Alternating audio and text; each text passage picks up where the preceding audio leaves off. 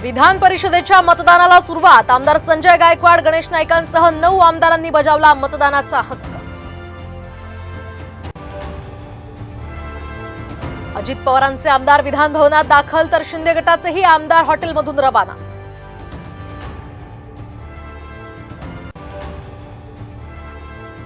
अध्यक्ष अजित पवार यांनी काँग्रेसचे 5 आमदार फोडल्याची चर्चा, तर भाजपकडून देखील काँग्रेसचे 4 आमदार फोडल्याची चर्चा।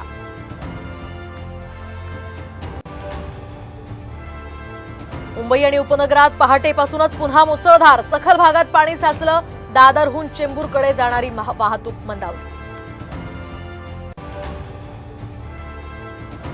पावसाचा पुन्हा एकदा मध्य रेल्वेला फटका, लोकल सेवा 10 ते 15 मिनिटे उशिरानं, प्रवाशांची स्टेशन्सवर मोठी गर्दी।